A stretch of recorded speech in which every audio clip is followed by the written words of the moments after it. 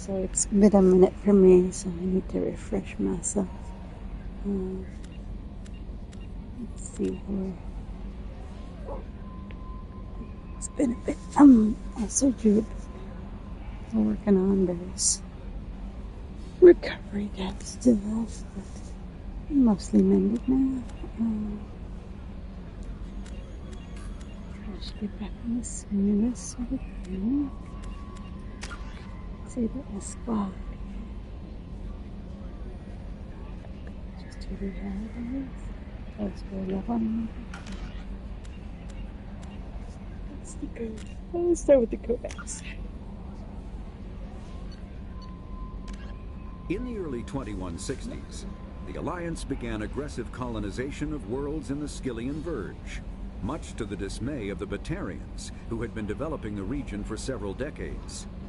In 2171, the Batarians petitioned the Council to declare the Verge a zone of Batarian interest. The Council refused, however, declaring unsettled worlds in the region open to human colonization. In protest, the Batarians closed their Citadel embassy and severed official diplomatic relations with the Council, effectively becoming a rogue state. They instigated a proxy war in the Verge by funneling money and weapons to criminal organizations, urging them to strike at human colonies. Hostilities peaked with the Skyllian Blitz of 2176, an attack on the human capital of Elysium by Batarian-funded pirates and slavers. In 2178, the Alliance retaliated with a crushing assault on the moon of Torfin, long used as a staging base by Batarian-backed criminals.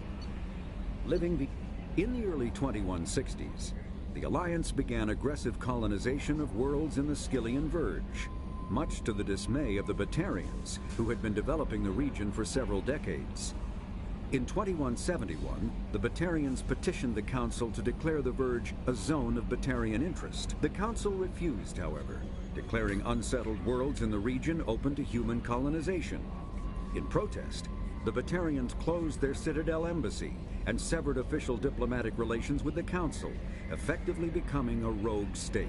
They instigated a proxy war in the Verge by funneling money and weapons to criminal organizations, urging them to strike at human colonies. Hostilities peaked with the Skyllian Blitz of 2176, an attack on the human capital of Elysium by Batarian-funded pirates and slavers. In 2178, the Alliance retaliated with a crushing assault on the moon of Torfin, long used as a staging base by Batarian-backed criminals. In the aftermath, the Batarians retreated into their own systems and are now rarely seen in Citadel space. Living beyond the Omega-4 mass relay in the Terminus systems, the mysterious Collectors species is glimpsed so rarely as to be taken for a myth by most in galactic society. In reality, Collectors are human-sized insectoid bipeds and can resemble massive winged beetles. They are a terrifying force in the galaxy, responsible for the murder of hundreds of thousands. Collectors generate permanent stasis fields around themselves, creating nightmarish red-shifted energy fields. In battle, they hold position whenever possible, relying on their aggressive biotics and nearly limitless power. Several types of bipedal Collectors have been identified, including minions, defenders, zealots, assassins, and artillery operators. Acting together, Collectors have imprisoned entire cities in stasis. While no definite forensic accounting exists to explain the fate of those imprisoned, leading speculation is that victims are harvested for scientific experimentation and neurobiological repurposing. The Elcor are a Citadel species native to the high-gravity world Dakuna. They are massive creatures, standing on 4 muscular legs for increased stability. Elcor move slowly, an evolved response to an environment where a fall can be lethal. This has colored their psychology, making them deliberate and conservative. Elcor speech is ponderous and monotone. Among themselves, scent, slight movements, and subvocalized infrasound convey shades of meaning that make a human smile seem as subtle as a fireworks display. Since their subtlety can lead to misunderstandings with other species, the Elcor often go out of their way to clarify when they are being sarcastic, amused, or angry. Dakuna's high gravity impedes mountain formation, Most of the world consists of flat, open plains, which prehistoric Elcor wandered across in small family bands. Modern Elcor still prefer open sky and can become restless and uncomfortable on long starship journeys. The Geth are a humanoid race of networked AIs. They were created by the Quarians 300 years ago as tools of labor and war. When the Geth showed signs of self-evolution, the Quarians attempted to exterminate them. The Geth won the resulting war. This example has led to legal, systematic repression of artificial intelligences in galactic society. The Geth possess a unique distributed intelligence. An individual has rudimentary animal instincts, but as their numbers and proximity increase, the apparent intelligence of each individual improves. In groups, they can reason, analyze situations, and use tactics, as well as any organic race. Geth space is located at the trailing end of the Perseus Arm, beyond the lawless Terminus systems. The Perseus Veil, an obscuring dark nebula of opaque gas and dust, lies between their space and the Terminus systems. The Hanar are a citadel species known for excessive politeness. They speak with scrupulous precision and take offense at improper language. Hanar that expect to deal with other species take special courses to help them unlearn their tendency to take offense at improper speech. All Hanar have two names. The face name is known to the world. The soul name is kept for use among close friends and relations. Hanar never refer to themselves in the first person in conversation with someone they know on a face name basis. To do so is considered egotistical, so instead they refer to themselves as this one, or the impersonal it. Their homeworld, Kaje, has 90% ocean cover and orbits an energetic white star, resulting in a permanent blanket of cloud. Due to the presence of Prothean ruins on the world, many Hanar worship them, and Hanar myths often speak of an elder race that civilized them by teaching them language. The Krogan evolved in a hostile and vicious environment.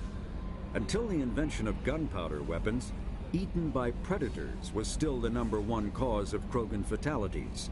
Afterwards, it was death by gunshot. When the Solarians discovered them, the Krogan were a brutal, primitive species, struggling to survive a self-inflicted nuclear winter. The Solarians culturally uplifted them, teaching them to use and build modern technology, so they could serve as soldiers in the Rachni War. Liberated from the harsh conditions of their homeworld, the quick-breeding Krogan experienced an unprecedented population explosion. They began to colonize nearby worlds. Even though these worlds were already inhabited, the Krogan rebellions lasted nearly a century, only ending when the Turians unleashed the Genophage, a Solarian-developed bioweapon that crushed all Krogan resistance. The Genophage makes only 1 in 1,000 pregnancies viable, and today the Krogan are a slowly dying breed.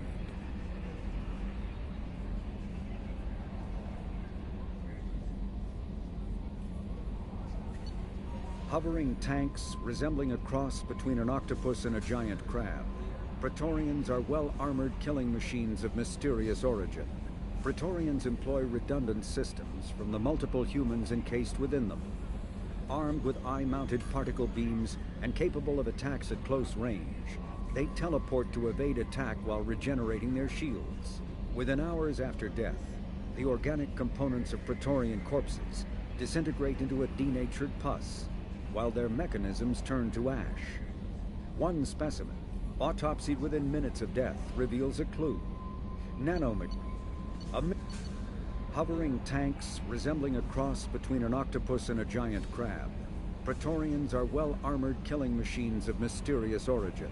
Praetorians employ redundant systems from the multiple humans encased within them. Armed with eye-mounted particle beams and capable of attacks at close range, they teleport to evade attack while regenerating their shields. Within hours after death, the organic components of Praetorian corpses disintegrate into a denatured pus, while their mechanisms turn to ash. One specimen, autopsied within minutes of death, reveals a clue. Nanomachines may disintegrate the Praetorians' organic and mechanical components before self-destructing. If correct, this self-rendering hypothesis could account for 3 documented cases of dead Praetorians apparently releasing or becoming clouds of neurotoxic gases, causing suffocating paralysis and nearly instant death. In one remote facility, 17 soldiers died from gas inhalation while assessing the Praetorium. Any personnel in the vicinity of dead Praetorians are urged to protect themselves with breathing apparatus. Driven from their home system by the Geth nearly 3 centuries ago, most Quarians now live aboard the Migrant Fleet, a flotilla of 50,000 vessels ranging in size from passenger shuttles to mobile space stations. Home to 17 million Quarians, the flotilla understandably has scarce resources. Because of this, each Quarian must go on a rite of passage known as the Pilgrimage when they come of age. They leave the fleet and only return once they have found something of value they can bring back to their people. Other species tend to look down on the Quarians for creating the Geth and for the negative impact their fleet has when it enters a system. This has led to many myths and rumors about the Quarians, including the belief that underneath their clothes and breathing masks, they are actually cybernetic creatures, a combination of organic and synthetic parts.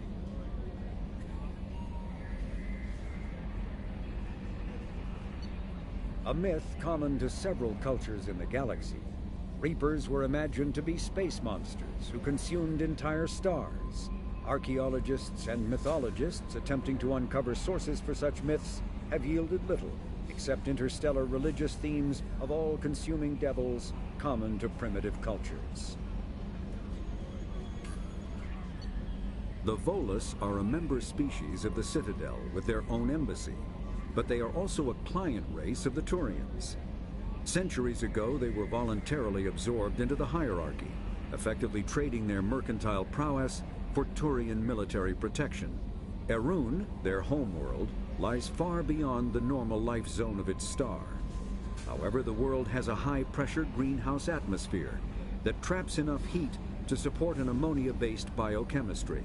As a result, the Volus must wear pressure suits and breathers when dealing with other species, as conventional nitrogen-oxygen air mixtures are poisonous to them, and in the low-pressure atmospheres tolerable to most species, their flesh will actually split open. Volus culture is tribal, bartering lands and even people to gain status. This culture of exchange inclines them to economic pursuits. It was the Volus who authored the Unified Banking Act, and they continue to monitor and balance the Citadel economy. Although they resemble a mammal-reptile cross, the Vorcha have no terrestrial analog. They are humanoid in form, but Vorcha have clusters of non-differentiated neoblast cells, like those of Earth's planarian worms. Damaged Vorcha cells mature into specialized structures to alleviate injury or stress. Transformations include thicker skin following injury, lung adaptation for barely breathable atmospheres, and stronger cardioskeletal muscle under high gravity. Skull capacity and brain size do not change, and Vorcha rarely make more than one somatic overhaul. Vorcha assault each other frequently, causing their young to gain strength, intelligence, and resilience. As a result, Vorcha see inflicting and receiving pain as normal communication. Few Vorcha study professions, in part because their average life expectancy is only 20 years. Because Vorcha can eat and breathe nearly anything, they can live almost anywhere. But racism prevents them from integrating into most societies that dismiss them as vermin. They have few employment options beyond Krogan mercenary bands.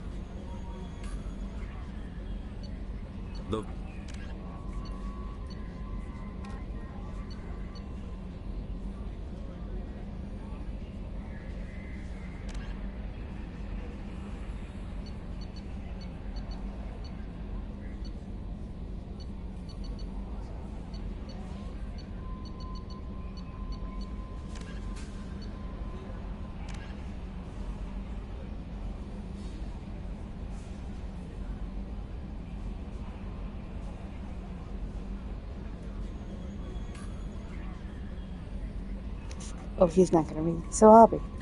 So Beacon was a prepared Prothean artifact unleashed on the Alliance colony of Eden Prime.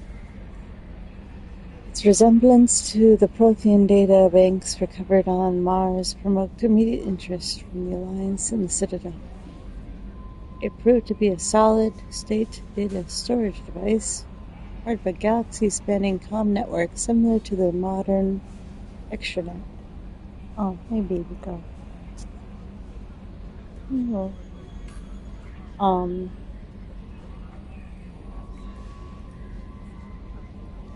Intact Prothean paleotechnology is rare. The beacon seemed to promise another quantum leap of technology akin to the discovery of the mass spec and drive and relays. Unfortunately, the beacon also drew the attention of the rogue Spectre Saren Arteris and his synthetic allies, the Geth. A dawn raid by his flagship Sovereign resulted in hundreds of civilian casualties. The beacon was badly damaged. The motives behind the attack are still being investigated. During the recovery operation, the beacon fired a pulse of energy at the executive officer of the Alliance Frigate Normandy. Lieutenant Commander Shepard survived and appears to have suffered near effects. Afterwards, the beacon became inert. The mechanism appears to be dead. The Prothean beacon downloaded its knowledge into Commander Shepard on Eden Prime, causing confusing dreams and visions. While the imagery is becoming clearer with time, the meaning of the beacon communication remains loose. It has been suggested that Prothean data recording is highly dependent on a certain point of view, what Carl Jung described as collective unconscious. The cipher needed to comprehend the images implanted in Shepard's mind is cultural knowledge of the Protheans, the archetypes, biological instincts, and common experience universal to the race.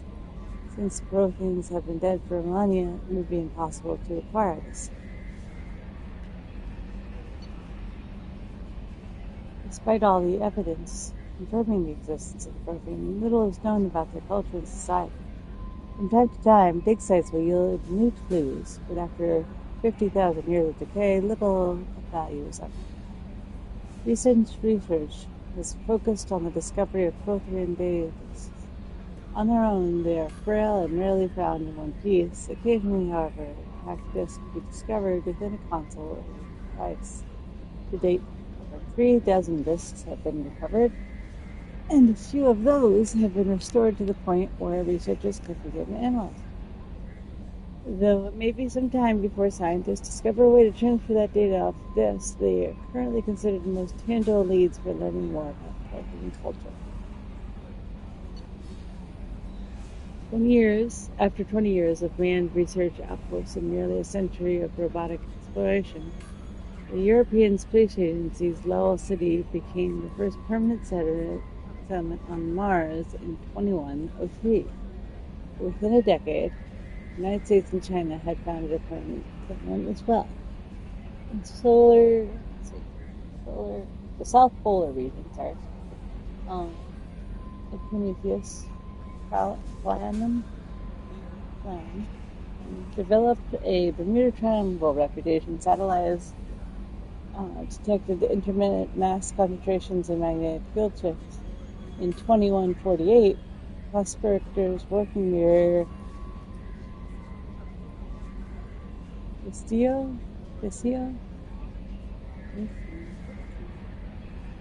Viscido crater discovered an underground complex of Prothean observation sources.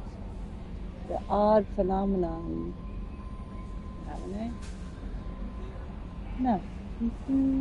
were generated by the operation and discharge of a mass spec core struggling to function despite 50 millennia of neglect.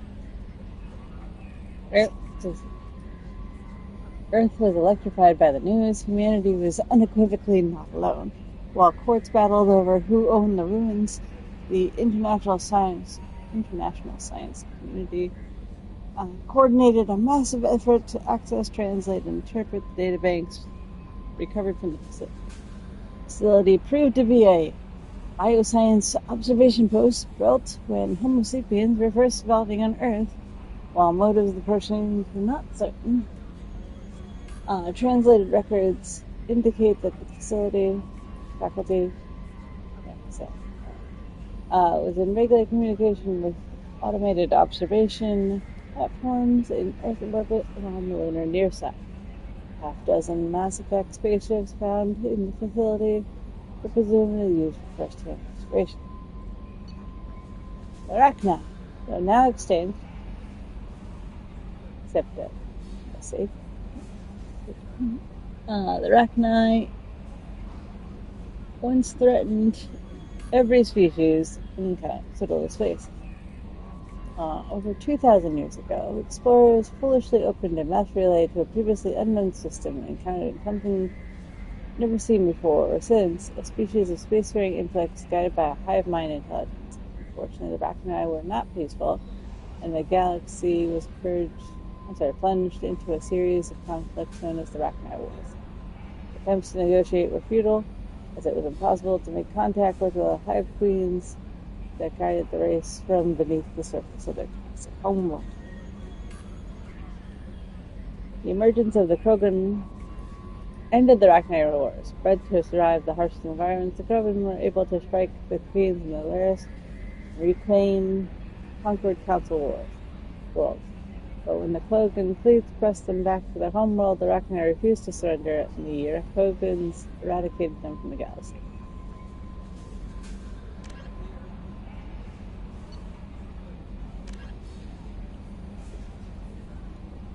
Collector's Collector General. Xenobiologists believe that until recently the collectors were coordinated by a biologically active caste similar to other insectoid alien species.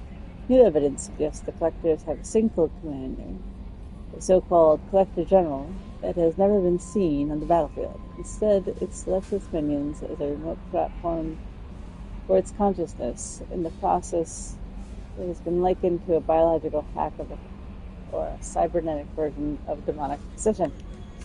The Collector General can send a secure signal to any one of its minions, smoothly take control of their motor functions, and awaken their previously dormant chaotic potential. In a matter of seconds, even the lowest collector drone can be upgraded to a battle-hardened biotic commander. If the collector dies, the general can simply activate and control another body. Postmortem analysis reveals that this commander signal relies on cybernetic implants directly installed in the collector's cerebellums, but how the technology functions is presently unknown. Coordinating sensory input and motor functions simultaneously with remotely amplifying biotic abilities is beyond the grasp of current human science. Why such an advanced species would be interested in human beings is puzzling.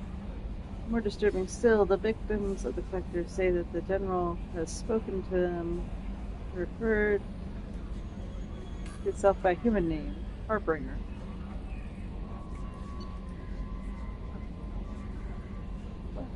Armatures are quadruped, all-terrain heavy weapon platforms akin to the armored fighting vehicles of other races. Yet, being sympathetic intelligence, armatures are not crewed by vehicles, but intelligent entities capable of independent decision-making. Armatures are equipped with heavy kinetic barriers. Their main cannons mounted in the articulated head turret appear to be highly efficient conventional mass accelerator. It is capable of firing an anti-personnel and anti-tank mode. Some amateurs carry drones into battle, presumably for reconnaissance purposes. Others host a swarm of insecticides to repair microbots. Keepers. When the Asari discovered the Citadel, they discovered the Keepers, docile multi-limbed insect race that seemingly exists only to maintain and repair the great protein station. Early attempts to communicate or study the keepers were failures. It's now illegal to interfere with trade curriculum. Because they are completely non-threatening, keepers have become virtually invisible to everyone else. Similarly, they seem indifferent to other species except for their tendency to help new arrivals integrate themselves instead of them. No matter how many keepers die due to old age, violence, or accident, they maintain a constant number. No one has discovered the source of new keepers. Some hypothesize that they are genetic constructs, biological androids created somewhere deep in the inaccessible core of the Citadel itself. The Krogans evolved in a lethal ecology. Over millions of years, the Grimm struggle to survive larger predators,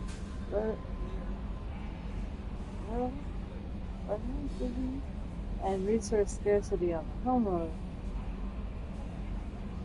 Tuchanka turned the lizards into a quintessential survivor. Perhaps the most telling indicator of Kafka's lethality is the Krogan eyes.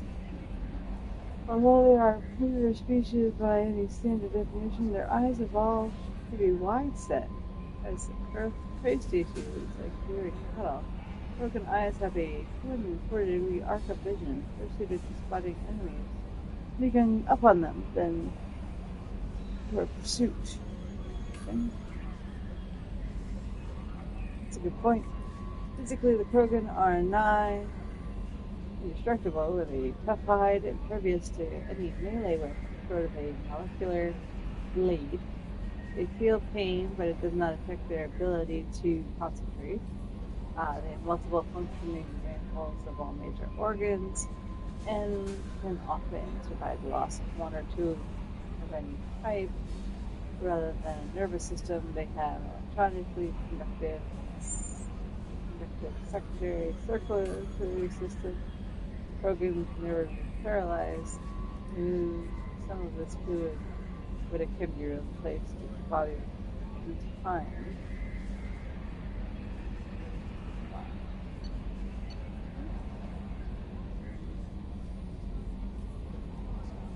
Let's see, the hump on the Krogan's back stores water and fats that help the Krogan survive in the meantime. Large humps were a point of pride. Being well-fed implies the Krogan is a superior predator. The most widely known biological feature of the Krogan is their incredible birth rate and rapid maturity. Once freed from the hostile cauldron of Tuchanka,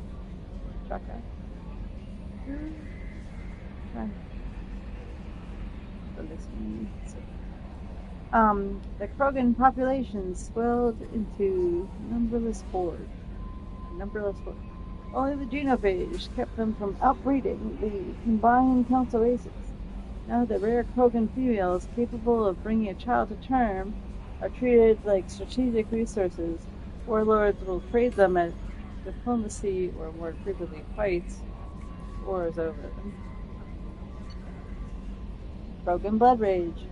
Feared through the galaxy as a nightmarishly violent warriors, Krogans are both aided and hobbled by legendary blood rage. In the grip of that madness, the Krogan become seemingly invincible, but are merely totally unresponsive to pain. The blood-enraged Krogan fight, regardless of injury level, to the extent that the Krogan is shorn of all four limbs, continued gnashing past brain death until total somaticity. Surprisingly resilient, hyper-violent blood rage is a synergy of two aspects of Krogan neurology. The first aspect is a positive feedback loop in which adrenaline, also activated by fear or rage, suppresses serotonin, the brain chemical that induces serenity. The second is the overdeveloped Krogan limbic system. Krogan, as companions, fear or rage shifts mental control from the frontal lobe responsible for reasoning, to the limbic system responsible for aggression and survival. During that shift, Krogan and humans exhibit diminished capacity for logic and self-control. Prior to ecological devastation of Tuchanka, blood rage was extremely rare among the Krogan. Back then, while all Krogan were capable of heightened anger and violence in fight-or-flight scenarios, almost no experience insensitivity to pain. The 1% who did were those who were suffering serotonin suppression. At that time, Krogan society regarded the condition as pathological and medicated or imprisoned sufferers to protect them in society. Let's see. Following the nuclear ecocide 4 millennia ago, evolution selected only those Krogan afflicted with the blood rage for survival. Today, there are no living memory among the Krogan of a life without mindless murder fury. Let's see. Harsh Krogan homeworld conditioned the Krogan psychology for toughness, just like it did the body. Krogan have always had a tendency to be selfish, unsympathetic, and blunt. They respect strength and self-reliance and are neither surprised nor offended by treachery. The weak and selfless do not live long. Their culture looking out for number one is simply a matter of course. After their defeat in the rebellions, the very concept of Krogan leadership was discredited, where a warlord could once command enough power to bring entirely social systems to heel and become an overlord. These days, it is rare for a single leader to have more than 1,000 warriors all swear allegiance to. Most Krogan trust and serve no one but themselves. This solitary attitude stems in part from a deep sense of fatalism and futility, a profound social effect of the genophage that caused Krogan numbers to dwindle to a relative handful. Not only are they angry about the entire galaxy seems to be out to get them, the Krogan are also generally pessimistic about their race's chances for survival. The surviving Krogan see no point in building a future. There will be no future. The Krogan live with an attitude of kill, pillage, and be selfish, for tomorrow we die. That's very cool. The genophage bioweapon was created to end the Krogan rebellions. From the start, the Krogan had overwhelmed the Council. Only timely first contact with the Turians saved the Council races. The Turians fought the Krogans to a standstill. The sheer weight of Krogan numbers indicated a war could not be run through conventional means. The Turians collaborated with the Solarians to genetically engineer a counter to the rapid breeding of the Krogans. The genophage virus gained the energy to replicate by eating the key genetic sequences. Every cell in a Krogan had to be altered for the weapon to be foolproof, otherwise the Krogan could have used DNA therapy to fix the effect. Once the genophage strain could find more genes to eat, it would starve and die, limiting spin-off mutation and contamination. This created genetic flaw is hereditary. Solarians believed that the genophage would be used as a deterrent, a position Turians believed as naive. Once the project was complete, the Turians mass-produced and deployed it. The Krogan homeworld, their colonies, and all occupied worlds were. The resulting mutation made only 1 in 1,000 Krogan pregnancies carry to term. Did not reduce fertility, but offspring vitality. Rare females able to carry children to term became prizes. Krogan warlords fought brutal battles there. Krogan are a shadow of their former glory. All the rebellions took place over centuries ago. They are constantly reminded of the horror of the genophage and their inability to counter it. The release of the genophage is still controversial, thoroughly debated on any surface. anti-Genovese. It's just,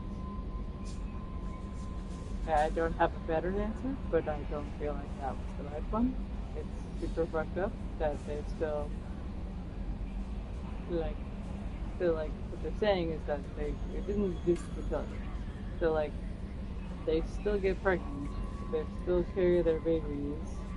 It's just they don't. Basically, they're stillborn or they miscarriage. I guess the baby does not form correctly. Is probably the way to put it. So that doesn't mean you have to go through the whole chaos of carrying kids. So I think that's pretty. Oh.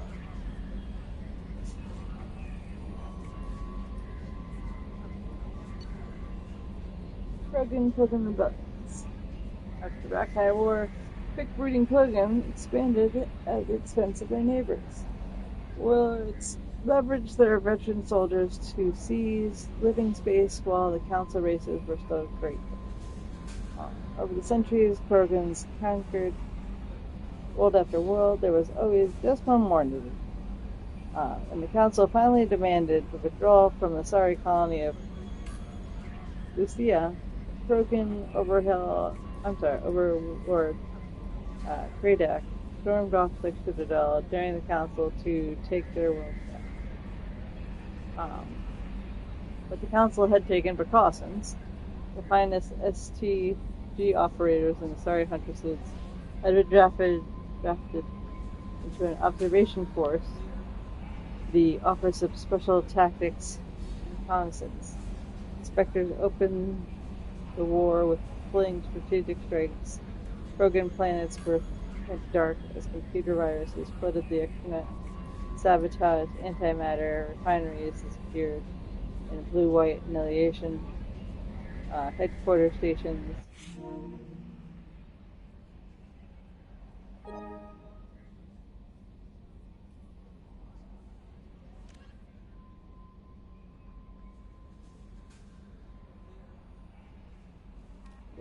Hang on a second. There we go.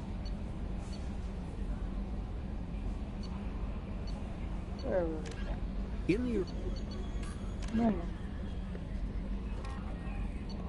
Okay.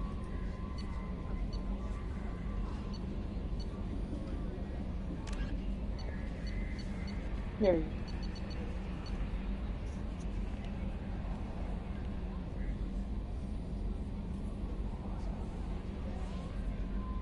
Headquarters stations were shattered into orbit-hogging debris, rammed by pre-placed suicidal fighters. Freighters? Freighters, yeah. Still, this only delayed the inevitable. War would have been lost if not for first contact with the Turians, who responded to the Krogan threats with a prompt declaration of war. Being on the far side of the Krogan space from the Citadel Council, the Turians advanced rapidly into the lightly defended Krogan rear areas. The Krogans responded by dropping space stations and asteroids on Turian colonies. 3 worlds were rendered completely uninhabitable. This was precisely the wrong approach to take with the Turians. Each is first and foremost a public servant, willing to risk his life to protect his comrades. Rather than increasing public war weariness, the Krogan tactic stiffens the Turian resolve. The arrival of Turian task forces saved many worlds from the warlords' marauding fleets, but it took the development of the Genophage violence to end the war. There were decades of unrest afterwards. Rogue warlords and holdout groups of insurgents refused surrender, or disappeared into the frontier systems to become pirates. One wonders that much energy placed as a preemptive thing against the Krogan would have been better spent, find some way to have peaceful negotiations. Seems like a very well thought out countermeasure. Perhaps more time to be spent on considering other options as well.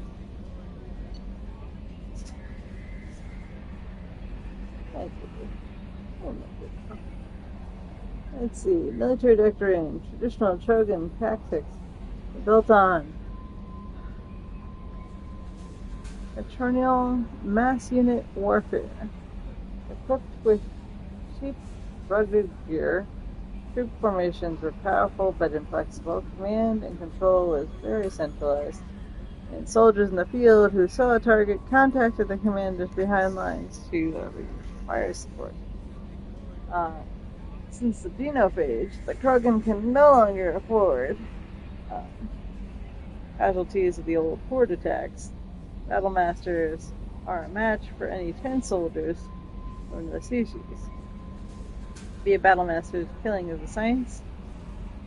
They focus on developing a clean brute force economy of motion that exploits their brutal strength to incapacitate enemies with a swift single blow of overwhelming power.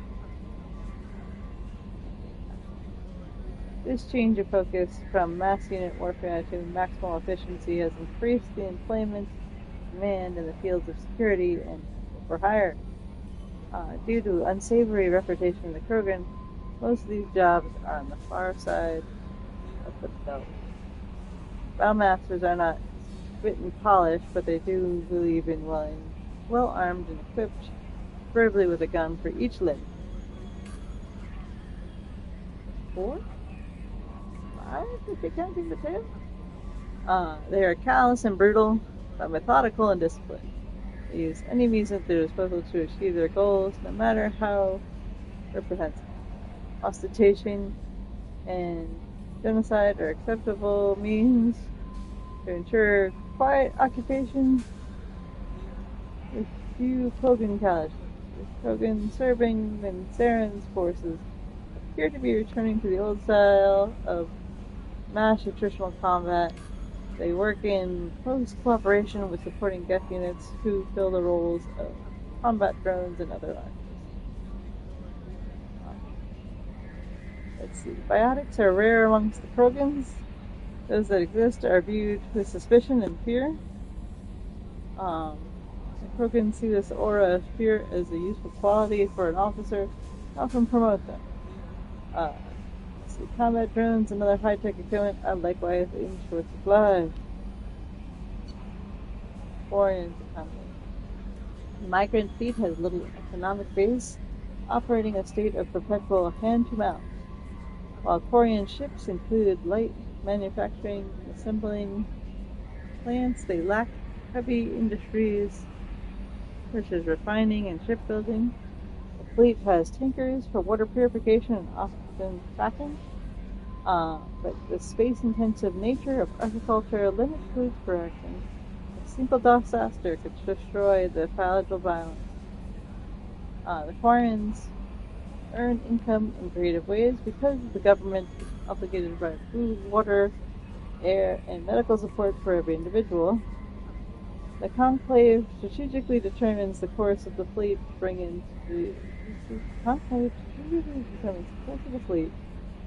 resources. The species who suspects the migrant fleet is heading there towards their space often offers a gift of surplus starships, fuel, and resources to convince the Conclave to alter course. As the fleet passes through a system, swarms of mining vessels work over asteroids for metals and siliceous materials and cometary bodies for water ice and organics. The Quarian miners are adept at locating and ship mining a spaceborne resource. This sparks conflict with corporations already working in the system. Large mining concerns spend millions on lobbyists and public relations portraying the Quarians as locusts devouring resources of the system before moving on. Let's see. The greatest asset of the Quarians is their verified skills. Most are experienced miners. Due to their life of perpetual salvage and repair, they're skilled engineers and technicians. More than once, the very corporations that lobby against the Quarians have made backroom deals with the fleet, arranging for skilled Quarians to fill spaces in jobs that other species would demand higher wages for. Quarians are widely hated amongst the working class. The Quarians are coming to take our jobs is a common response to the fleet's approach. Oh, jeez. Can't we all get along? Let's see. Due to the Quarians' precarious existence and the need to enforce strict rationing, the government is somewhat autocratic. The migrant fleet operations are directed by the Admiralty, a board of 5 military officers that are advised by a legislative council called the Conclave. Each vessel above the fleet has the right to send representatives to the Conclave aboard the flagship. The number of representatives is based on the crew size. Larger clans with bigger ships and more votes form cores of political blocks. Opposition comes from the Outriders coalitions with delegations from thousands of smaller ships.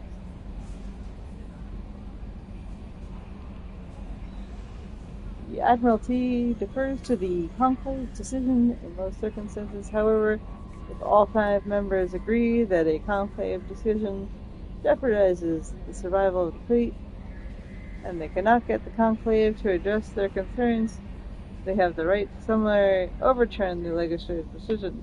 After the Admiral uses this extraordinary power, they must resign. If the Admiralty does not step down after using their veto, the rest of the military is obligated to arrest them.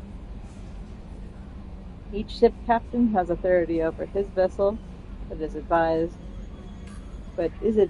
by elected civilian council, just as the Admiralty is advised by the Conclave. This relationship may range from cooperation to polite tolerance to outright hostility, but any captain who overrules his council without good reason is relieved of command by the Admiralty. Many Quarian ships are owned by clans who pool their resources to purchase used vessels from private sellers. Large ships are prestigious for big, rich clans, but a small ship means status for a small clan with enough personal to afford a private vessel. Clan vessel captains are not subject to dismissal by the Admiralty. Abusive captains are a family problem, and they do not disrupt the operations of the fleet. Okay. Although the Conclave established civil law, much as any planet-based democracy, enforcement and trials are more unique. After the flight from the gap, there are few constables to police the millions of civilians aboard the fleet. The Navy parceled out Marine squads to maintain order and enforce law. Today, Quarian Marines have evolved training and tactics akin to civilian police, but remain adept at combat in confined spaces of the starship and fully under the command of the military.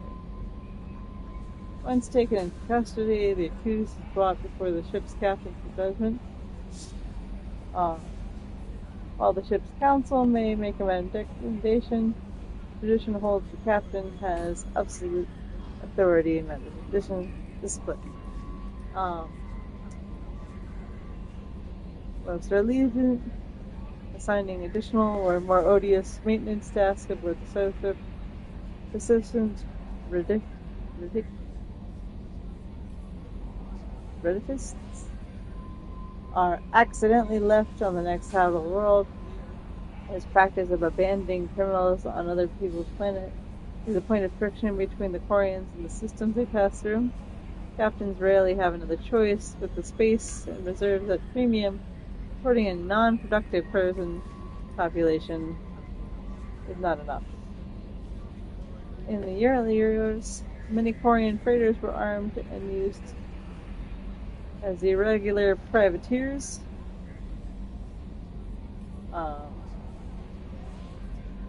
civilian ships will still show a strong preference for armament, making them unpopular targets for pirates. Though they have rebuilt their military, there are still mere hundreds of warships to protect tens of thousands of ships. The Quarian Navy follows strict rules of patrol and takes no chances. If the intent of any approaching ship can't be ascertained, they shoot to kill. But when the Quarians, the migrant fleet, reach young adulthood, they must leave their birth ship and find a new crew to accept them as permanent residents. To prove themselves, they must recover something of value. This is offered to their prospective captain as proof that they will not be a mere burden on the shoestring resources of the ship. This process is called pilgrimage, descriptive ritual. Pilgrimage is merely an attempt to maintain genetic diversity within the small, relatively isolated populations spaces that make up the migrant fleet. If the young stay and marry within their birth vessel, the risk of inbreeding will increase sharply. Quarians are surgically fitted with their various immunity-boosting implants in preparation for pilgrimage. Having grown up in a sterile, controlled environments, the migrant ships Quarians have virtually no natural immune system. Ancient Quarians practiced ancestor worship. Even after abandoning the faith for secularism, Quarians continue to revere the wisdom of elders. As time passed and technology advanced, they inevitably turn their knowledge to preserving the personalities and memories of the elderly as computer virtual intelligences. These recordings became a repository of knowledge and wisdom, stored in the central databank available through any extranet. They held no illusion that this was a form of immortality. Like all virtual intelligence, their electronically preserved ancestors were not truly sapient. This was considered a surmountable problem, that sapiens could surely be reduced to simple affects. Quarians began exhaustive research into creating artificial intelligence that could learn to escape the boundaries of mortality and give their ancestral records true awareness. Unfortunately, the life of Quarians created did not accept the same truths as they did. Geth destroyed the ancestor databases when they took over.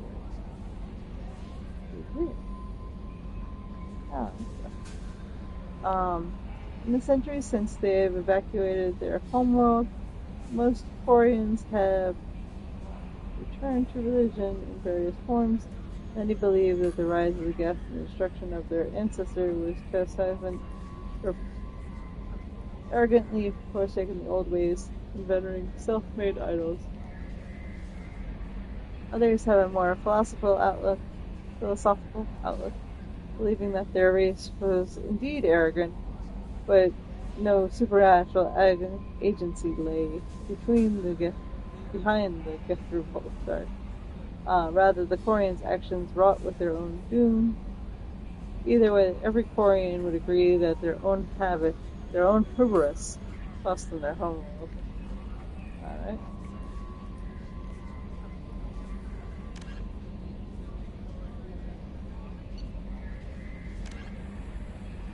Husks. After the Geth's secure location, they round up and impale dead and living bodies on mechanical spikes. The spikes rapidly transform these victims into withered husks, extracting water and trace minerals, and replacing them with cybernetics. Cybernetics reanimate the lifeless flesh, transforming the body into mindless killing machines. Some Alliance soldiers refer to the husk-entering spikes as dragon teeth, a reference to the mythological berserkers who sprang up from the earth whenever the teeth of the dragon Ares was planted. Oh, I know that, yeah. Dragon's teeth and husks bear a little resemblance to other pieces of technology. No one is sure why synthetic race would bother to bring the minuscule amount of recoverable resources from organic corpses The value as reusing them as shock troopers is obvious.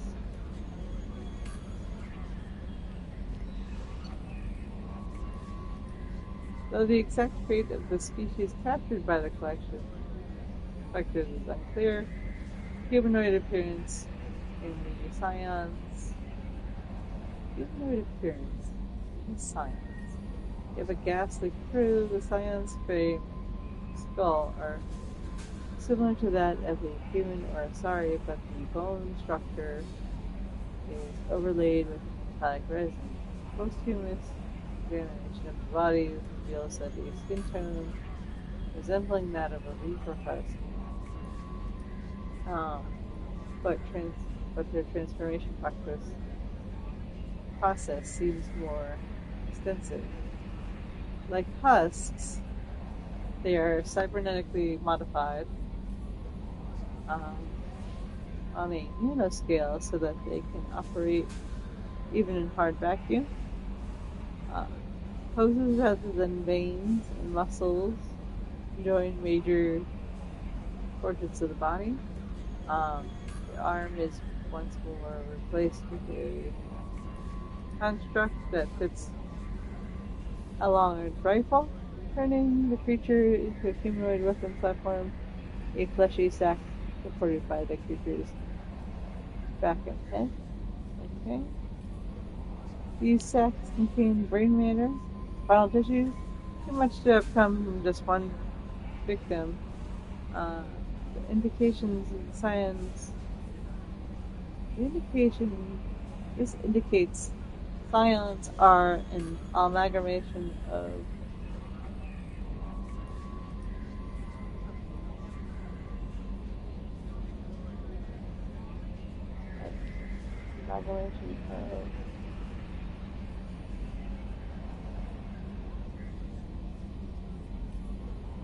here.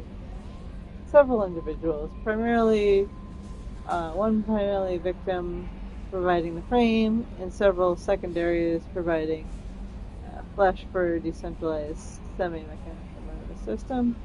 This decentralization makes them highly resistant to gunshot wounds.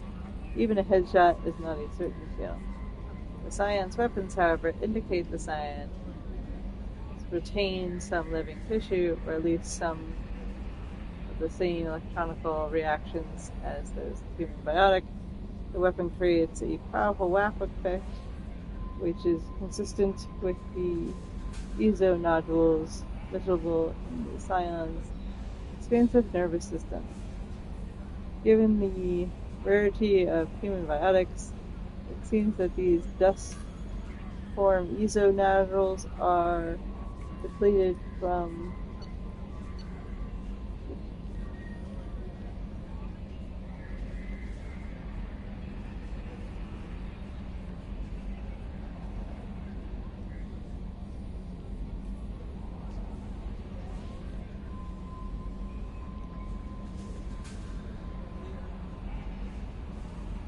deposited during their transformation rather than requiring a biotic victim in the first place.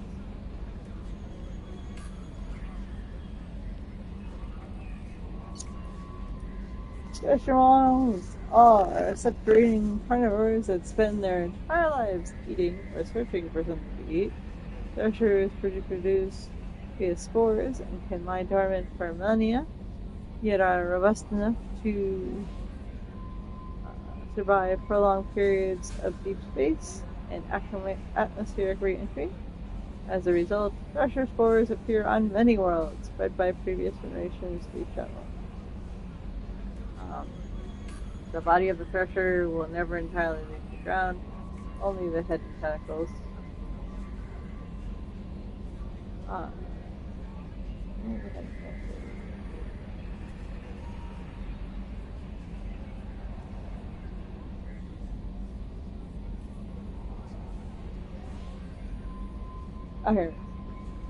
Erupt from the ground to attack.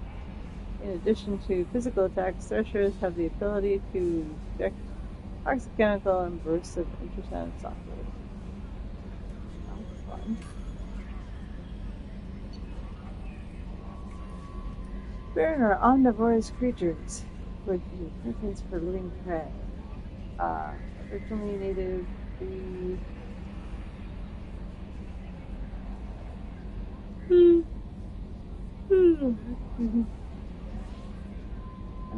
Krogan homeworld of Chitawn.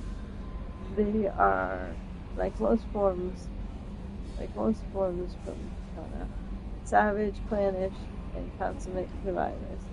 They pack hunters when vulnerable prey is ready to be made.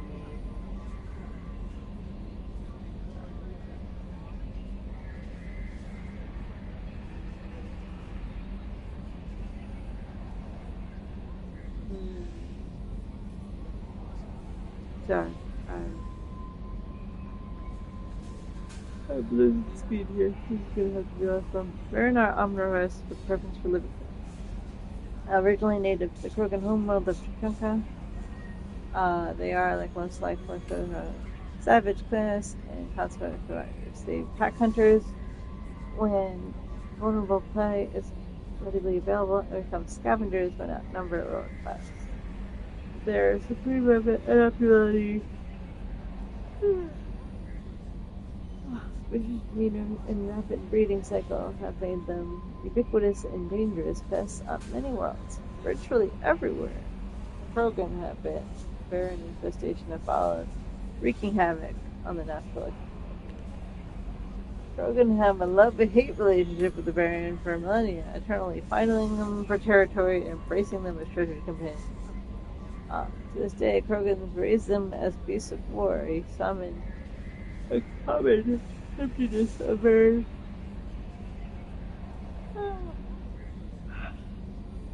Has metallic silver scales, leaving the unusual nickname fish dogs. Well, alright. So the rest of that. Wait, hope you enjoyed this part of the recap. See you next time.